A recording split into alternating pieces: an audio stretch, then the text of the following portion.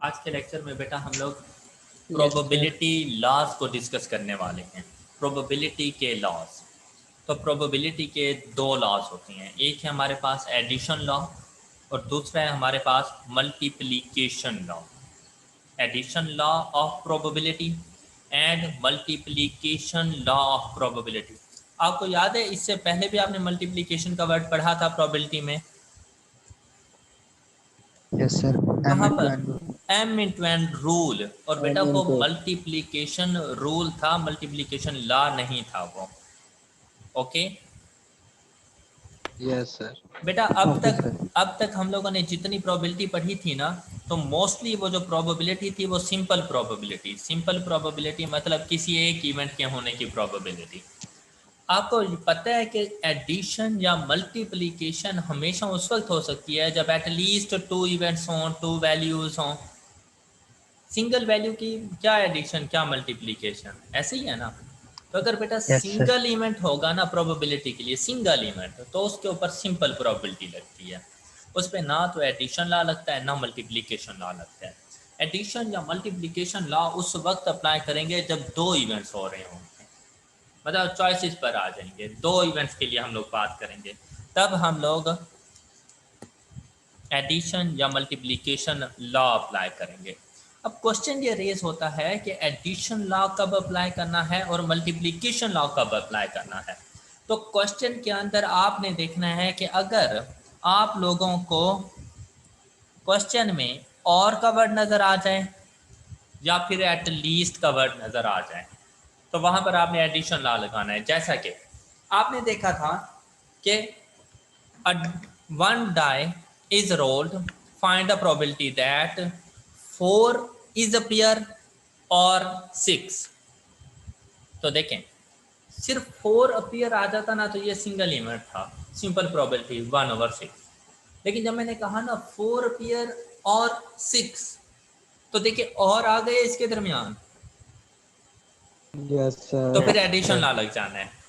और addition law क्या, addition. कि 4 के इवेंट 4 की प्रोबेबिलिटी को ऐड कर देंगे 6 की प्रोबेबिलिटी के साथ, तो इसके ऊपर एडिशन लॉ अप्लाई होगा अगर क्वेश्चन में आ जाए और या फिर आ जाए एट लीस्ट का वर्ड। जैसे आप लोगों ने पढ़ा था एट लीस्ट टू शॉट्स, एक क्वेश्चन हम लोगों ने किया था, at least two shots, at least one yes. Shot, या at least one will be alive. इस किस्म की बात आ जाए, एट लीस्ट का वर्ड आ जाए या और का वर्ड आ जाए, तो हमेशा एडिशन लॉ अप्लाई होता रहता है। और से पहले वाले इवेंट को इवेंट ए और के बाद वाले इवेंट को इवेंट बी कहा जाता है। तो हम लोग उसको डिनोट करते हैं प्रोबेबिलिटी ऑफ इवेंट ए और इवेंट बी। हम इसको यूं डिनोट करते हैं प्रोबेबिलिटी ऑफ इवेंट ए और इवेंट बी। और इस और को हम लोग चेंज करते रहते हैं किसके साथ? यूनियन के साइन के साथ। ये यूनियन का साइन है यूनियन। जो यू बना हुआ है, यूनियन के साइन के साथ, तो इसे कहा जाता है probability of A union B. तो यूनियन से मुराद है और जहां पर भी ए यूनियन बी की प्रोबेबिलिटी आ जाए तो समझ लेना कौन सा लॉ अप्लाई हुआ है?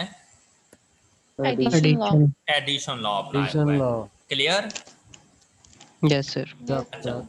इसके यस बाद सर। इसके बाद आता है हमारे पास मल्टीप्लिकेशन लॉ। तो बेटा अगर क्वेश्चन के अंदर एंड का वर्ड आ जाए या फिर both events will occur, both का वर्ड आ जाए, एंड का वर्ड आ जाए या फिर बोथ का वर्ड आ जाए, तो फिर मल्टीप्लिकेशन लॉ अप्लाई हो जाता है। जैसे फायर इंजन एंड एम्बुलेंस, याद आया question? Yes yes sir. Sir. तो उसमें क्या यस लिखा हुआ सर। था? Find the probability that both will be available. Yes sir. ऐसे ही था ना? Yes both sir. Both fire engine and ambulance will be available. तो आपको याद होगा मैंने उस टाइम पे कहा था बेटा जहाँ पे एंड आ जाए मल्टीप्लाई कर देना। यस तो यस सर। वो सर। हमने मल्टीप्लिकेशन लॉ ही अप्लाई कर दिया था उसके ऊपर। Yes sir. क्लियर? तो इसे लिखा जाता है yes sir. Probability of A and B. और एंड को डिनोट किया जाता है उल्टे यू के साथ, उल्टा यू, इंटरसेक्शन का साइन, इसे इंटरसेक्शन कहा जाता है, इसे इंटरसेक्शन का साइन कहा जाता है। तो Yes, sir. Probability of A intersection B, ये उल्टा यू का साइन लगाया जाता है यहाँ पर। तो बेटा जहाँ पर ए यूनियन बी आ जाए वहाँ पे समझ लेना एडिशन लॉ अप्लाई हुआ है, और जहाँ पर ए इंटरसेक्शन बी आ जाए वहाँ पे समझ लेना मल्टीप्लिकेशन लॉ अप्लाई Multiplication. हुआ है। और क्वेश्चन में कैसे पता चलेगा हमें कि हमने एडिशन लॉ अप्लाई करना है या मल्टीप्लिकेशन लॉ, कैसे पता चलेगा हमें? और एटलीस्ट Addition में और at least अगर अगर अच्छा पता चले कि क्वेश्चन के अंदर ना हर एक जगह पे ढूंढ रहे हैं और कहाँ पे लिखा हुआ है, एंड कहाँ पे लिखा हुआ है, आपका आंसर 5 मरतबा और था, 3 मरतबा एंड था। भाई जहाँ पे वो कहते हैं ना find the probability that, that के बाद जब वो इवेंट्स बताता है ना, दो इवेंट्स, उन दो इवेंट्स के दरमियान एंड है या और है, या उन इवेंट से पहले बोथ है या एट लीस्ट है, वो चेक किया जाता है। तो अगर एट लीस्ट या और का वर्ड हो एडिशन लॉ, एंड या बोथ का वर्ड हो तो मल्टीप्लिकेशन लॉ। यहाँ तक सबको समझ आ चुकी होगी, राइट? Yes, sir. अब इसमें तो कोई मुश्किल नहीं था यस ना? सर। Sir. No sir. अच्छा जी, अब चलती हैं भाई, हमें पता चल गया कि एडिशन लॉ अप्लाई करना है और या एट लीस्ट के वर्ड से। तो एडिशन लॉ क्या है हमारे पास? हम एडिशन लॉ को डिनोट किससे करेंगे?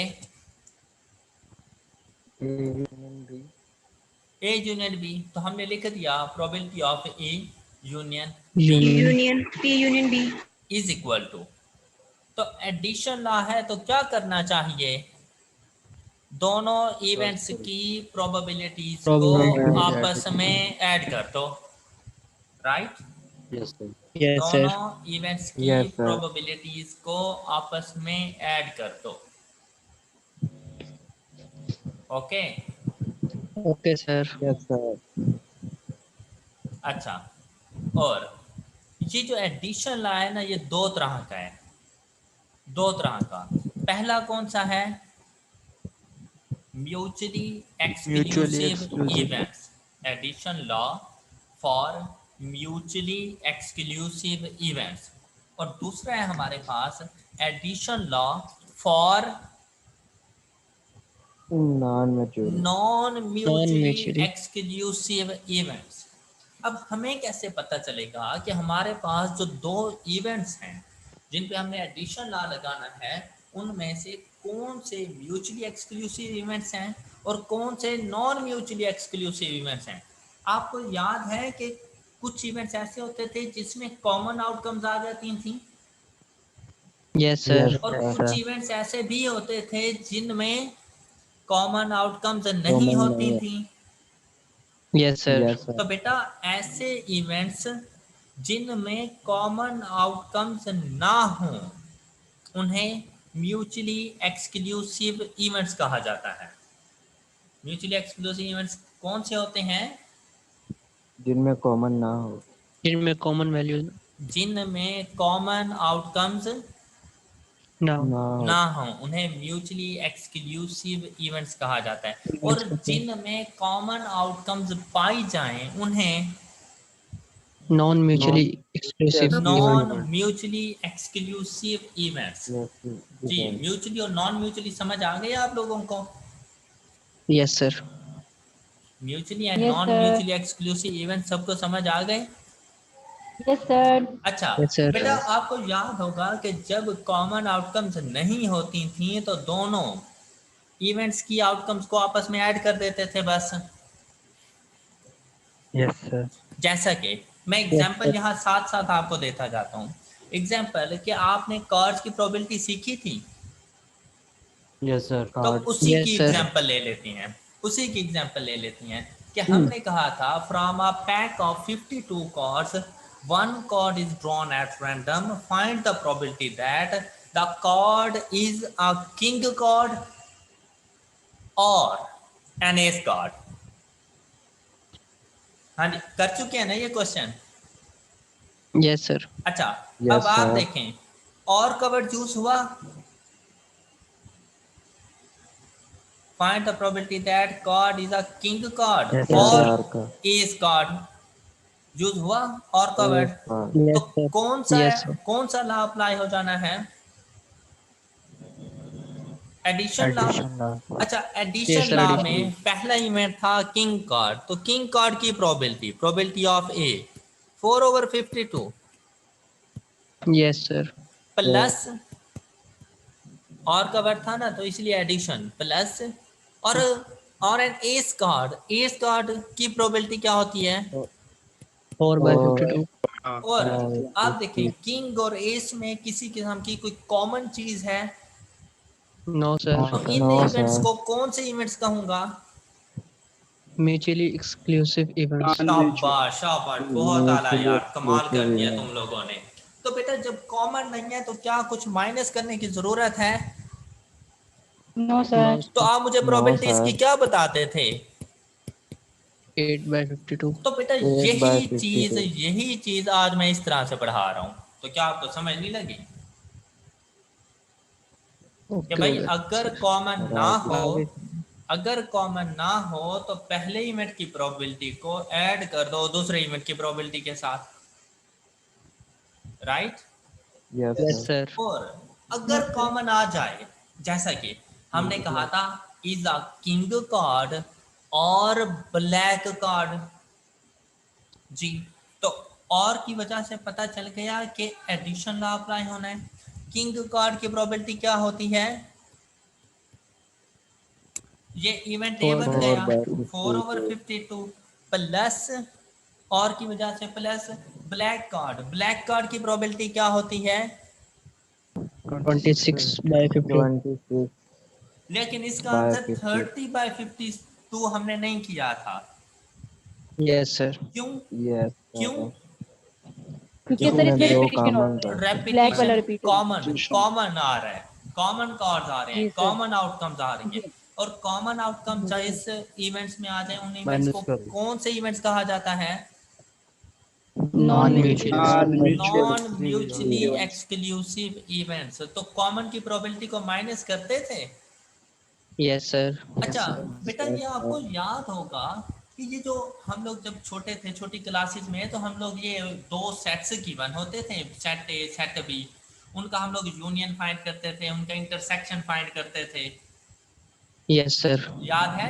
ए इंटरसेक्शन, Yes, तो sir. Yes sir. इंटरसेक्शन के सेट के अंदर क्या कॉमन आउटकम्स नहीं लिखा करते थे? Yes, sir.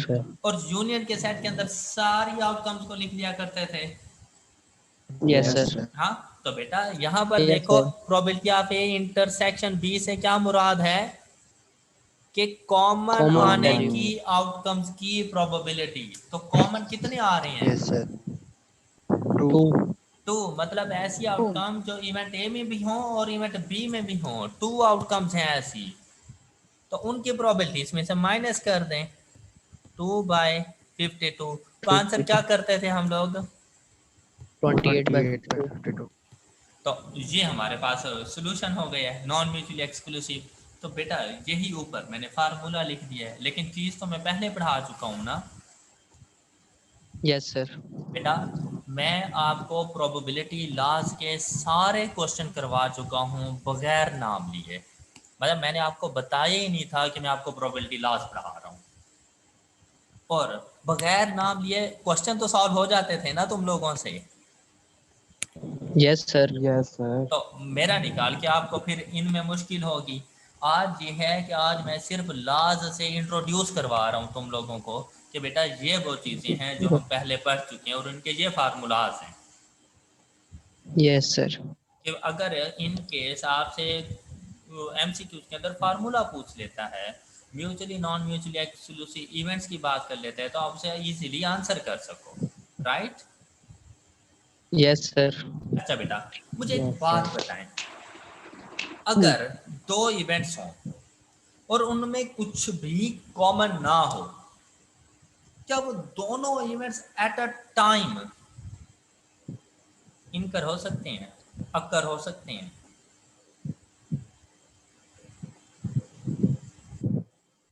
हो हो सकते हैं। हाँ बेटा, जब दोनों में कॉमन ही कुछ नहीं है, एक का मुंह मशरिक की तरफ है, दूसरे का मुंह मगरिब की तरफ है, क्या वो कभी एक दूसरे से मिल सकते हैं? No, sir. कॉमन तो उस वक्त होगा ना जब दोनों के रास्ते एक एक। हाँ Yes, sir. Yes sir, common तो बेटा Yes, जब sir. इवेंट्स ही डिफरेंट डिफरेंट हैं, उनमें कुछ कॉमन ही नहीं है, क्या वो आपस में मिलेंगे? क्या वो No, sir. एक पॉइंट पर अक्कर हो सकते हैं? No, sir. तो सर। बेटा म्यूचुअली एक्सक्लूसिव इवेंट, अब ये बातें इसलिए बता रहा हूँ ताकि आपको ना बाद में रट्टा ना लगाना पड़े कि म्यूचुअली एक्सक्लूसिव इवेंट्स आता इवेंट्स इस तरह से बस याद करते रहो, तो ऐसा कुछ ना करना पड़े तुम लोगों को। Okay, sir. ओके, तो बेटा म्यूचुअली एक्सक्लूसिव इवेंट्स ऐसे इवेंट्स होते हैं जो कि इकट्ठे अक्कर नहीं हो सकते कभी भी, जो इकट्ठे अक्कर ना हो, जिनमें कॉमन आउटकम ना पाई जाए, हम उन्हें म्यूचुअली एक्सक्लूसिव इवेंट्स कहते हैं। अच्छा, अब इस बात को शायद इस तरह से कुछ ज़्यादा अच्छे तरीके से समझ लोगे। जैसे अभी मैंने आपसे कहा कि किंग कार्ड और ब्लैक कार्ड, किंग कार्ड और ब्लैक कार्ड, तो बेटा मेरे पास स्पेड का किंग आ गया, तो आप देखें ये किंग भी है और ये ब्लैक भी है, यस सर। तो इकट्ठे अक्कर हो गए, दोनों events at a time occur हुए पड़े हैं कि किंग भी आ गए हैं, Yes, sir. ब्लैक भी आ गए हैं। और ये फिर कौन से Yes, इवेंट्स sir. हैं?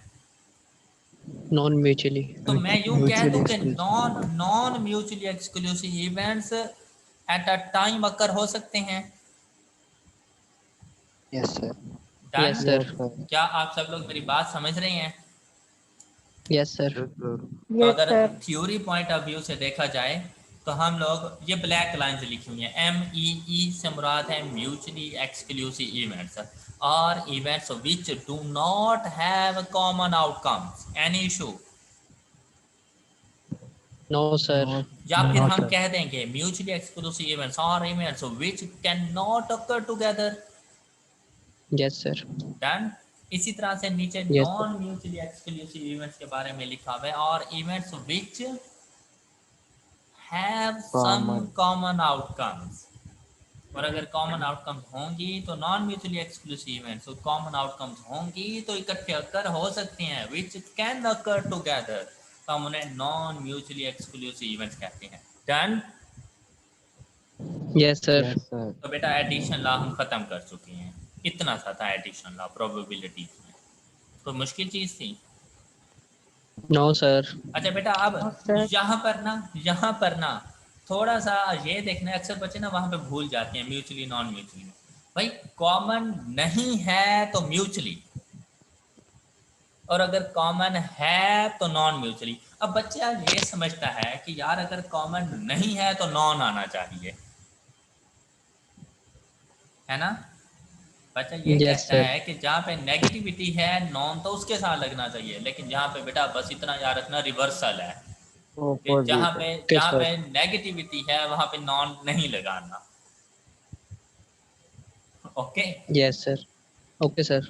कि अगर कॉमन है तो नॉन नहीं लगेगा, कॉमन नहीं है तो नॉन लग जाएगा, non mutually exclusive. Done. Yes, Yes, sir. sir. अच्छा, आपको ना Yes, जरा sir. क्वेश्चंस मैं दिखा देता हूँ जो क्वेश्चंस आपने पहले किए और सिर्फ आपको पता नहीं था कि आपने प्रोबेबिलिटी लॉ कर दी है। तो जो म्यूचुअली का कितने? मतलब ही एक साथ होता है। हाँ, किसका मतलब? म्यूचुअली का मतलब ही वो होता है जो इकट्ठे हो म्यूचुअली, नॉन म्यूचुअली ना।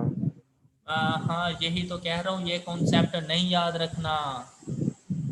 लेकिन सर जी म्यूचुअली वैसे अगर म्यूचुअली मतलब का करे तो मतलब है, उसको म्यूचुअली का मतलब है जो इकट्ठे ना हों। यस सर वो ठीक सर है, लेकिन एक्सक्लूसिव का मतलब होता है जो meaning है यूनिक सर जो वो हो। वैसे इकट्ठे सिंपल कह रहा है कि म्यूचुअली होता है, यानी कि इकट्ठे साथ रहना। हाँ हाँ हाँ हाँ हाँ। लेकिन थोड़ा याद ही रखना। ये हमजा क्या बोल रहा था? दूसरा हमजा, हमजा मसूद। सर मैं कह रहा हूँ एक्सक्लूसिव का मतलब ये होता है जो कि यूनिक हो। हाँ हाँ कॉमन जो हाँ, नहीं होंगे वो यूनिक वो होंगे। अक्सर आपने ना न्यूज़ चैनल पे लिखा होगा और देखा होगा news exclusive on ERY news, yes Yes, sir. sir. तो उसका मतलब है सिर्फ और सिर्फ ERY न्यूज़ पे और कहीं नहीं। हालांकि वही न्यूज बाकी जगहों पे भी चल रही है, उन्होंने भी यही कुछ लिखा हुआ होता है। अच्छा, क्वेश्चन नंबर 6 देखें, शो हुआ। Yes sir. तो देखें एस और किंग और की वजह से पता चल गया है क्वेश्चन नंबर 6 में एडिशन लॉ है। अब इवेंट्स Yes, को sir. देखना है। एस और किंग में कुछ भी कॉमन नहीं होता, और कॉमन नहीं होता तो म्यूचुअली एक्सक्लूसिव, तो सिंपली 4/52 प्लस 4/52 तो क्वेश्चन का सोल्यूशन आ जाता था। ऐसे ही था ना? तो बेटा Yes, ये sir. म्यूचुअली एक्सक्लूसिव इवेंट्स का एडिशन लॉ कर चुके थे हम लोग। इसी तरह से बी ऑप्शन एस और डायमंड, तो एस 4/52 और की जगह पे एडिशन, डायमंड 13/52। लेकिन ये नॉन म्यूचुअली एक्सक्लूसिव इवेंट, क्योंकि इसमें एक कार्ड कॉमन है, तो हम लोग कहते थे 16/52, राइट। किंग और ब्लैक कार्ड की अभी आपको प्रॉपर्टी sir. मैंने सॉल्व करके दी है एग्जांपल्स में। इसी तरह अगर ये ऊपर देखें क्वेश्चन नंबर 7 में 9 और 13, तो 9 के लिए हम लोगों ने कहा था 5/50 प्लस 13 के लिए हमने कहा था 3/50। कुछ भी कॉमन नहीं Yes, है sir. तो हम सिंपली ऐड कर देते थे 8/50। तो ये म्यूचुअली एक्सक्लूसिव है। लेकिन जब 6 और 8 पर गए तो फिर 6 के लिए हमने कहा 8/50 प्लस 8 के लिए हमने कहा 6/50। अब ये मैं जल्दी जल्दी इसलिए कर रहा हूँ कि हम पहले ये चीज़ें कर चुके हैं। अब तो सिर्फ ये Yes, बता रहा हूँ sir. कि हमने उन दिनों में ये प्रोबेबिलिटी लॉस कर लिए थे, सिर्फ आपको पता नहीं था। माइनस इसके बाद 2/50। Yes, sir. 2/50. तो हम लोगों ने 12/50 इसका आंसर बता दिया था, राइट। Yes, sir. अच्छा, यहाँ पे ना मुझे एक बात याद आ गई है कि यार मैंने आप लोगों से कहा था एलसीएम फाइंड करने का मेथड कि 6 × 8 कर दो इज इक्वल टू 48। और नंबर आ जाए तो फिर डिवीजन की ज़रूरत नहीं होती है, लेकिन अगर इवन नंबर आ जाए तो 24 कर लेना, 24 का 12 कर लेना, फिर तुम्हें पता चल जाएगा कि ये कॉमन नंबर है। ये कॉन्सेप्ट याद है ना तुम लोगों को? Yes, sir. Yes, sir. लेकिन ये हमारा एक स्टूडेंट है जमशेद, उसने एक क्वेश्चन सॉल्व करके ना वो सेंड किया, तो वहाँ पे मुझे पता चला कि यार बच्चों को सही से कॉन्सेप्ट नहीं है। बेटा अगर यहाँ पे आ जाए ना कि 5 × 10, तो आपने 50 का हाफ 25, आपको पता चला 25 नहीं है तो 50 इसको कॉमन, भाई फिर गलत है ये कॉन्सेप्ट। बेटा उसमें सबसे पहले देखा जाता है कि ग्रेटर नंबर कौन सा है, और अगर ग्रेटर नंबर स्मॉलर का